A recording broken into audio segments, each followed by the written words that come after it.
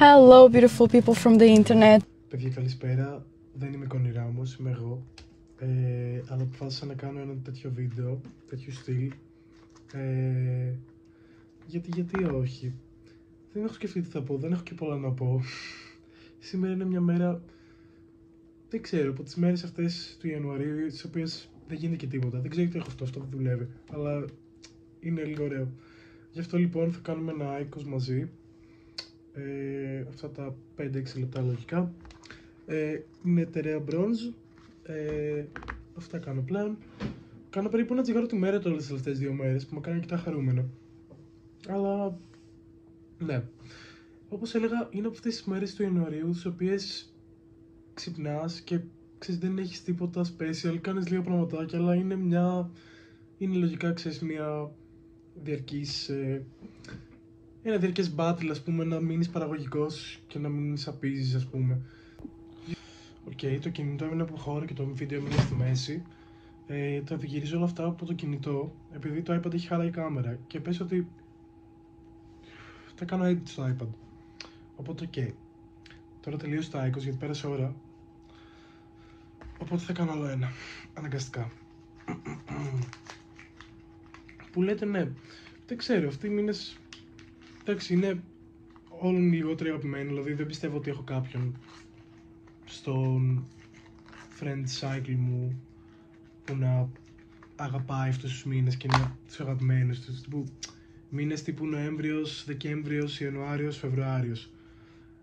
Ναι, δεν νομίζω ότι έχω κάποιον τέτοιον. Άμα έχω, δεν θέλω να έχω πια. Αλλά ναι, δεν ξέρω. Και για σήμερα είχα κανονίσει και πράγματα, αυτό μου τις πάει. Δηλαδή, αυτό με αυτούς τους μήνες, με αυτά που γίνονται. Πρώτον, είναι κάτι άκυρες γιορτές, τις οποίες δεν τις θυμάσαι εκτός και αν είναι εκείνη η μέρα. Δηλαδή, σήμερα είχα κανονίσει να πάω το πρωί για καφέ και διάβασμα με την Ηλιάνα. Ναι, αυτό. Με καφέ και διάβασμα με την Ηλιάνα. Και μετά να βρεθώ με την Έρση και να πάμε στο workshop στην Ερυθρέα. Έχει και στην Ερυθρέα workshop. Να πάμε όταν έρθετε, σπίτι μου.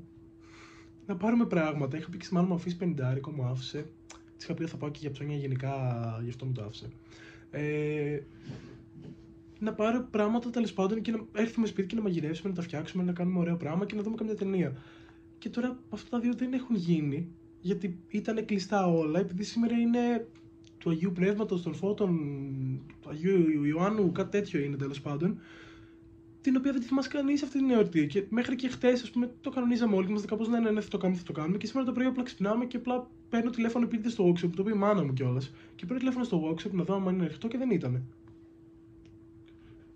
Και είναι και ωραίο. Είχα ένα κλιπάκι γιατί θα έκανα vlog για αυτό το πράγμα, για το workshop κτλ. Και έχει ένα κλιπάκι που παίρνω τηλέφωνο, θα σας το βάλω τώρα μάλλον.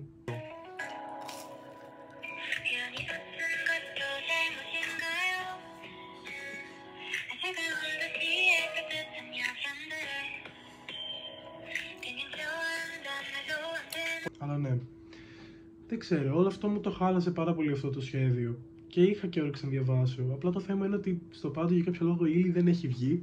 Η εξεταστική ξεκινάει σε 20 μέρες και για κανένα μάθημα δεν έχει βγει η ύλη. Δεν θυμάμαι καν τι πρέπει να διαβάσουμε πρώτο. Θα κοιτούσαμε με την Ειρήνη. Τώρα προχτές, νομίζω πρώτα δίνουμε, παιδιά, πολιτική επικοινωνία και ποιο είναι το άλλο?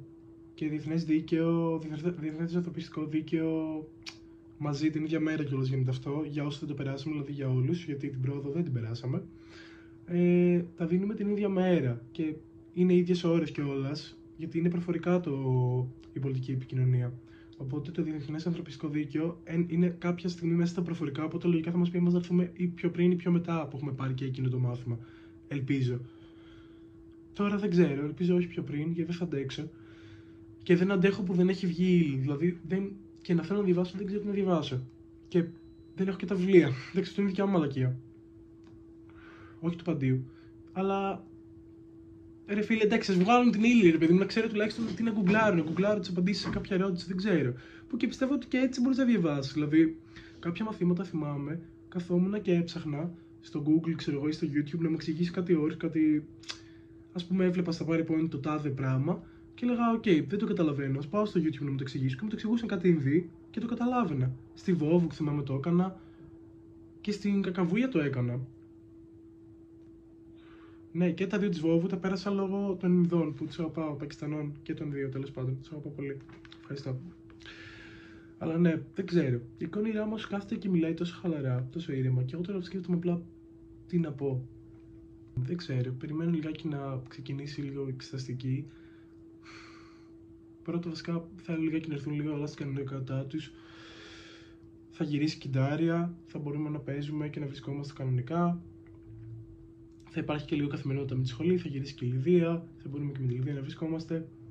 Που η Λιδία και η Ντάρια μαλάκα έχουν φύγει, ξέρω, 10 μέρες και μια εβδομάδα και νιώθω ότι έχουν φύγει, δεν ξέρω, 2 μήνες.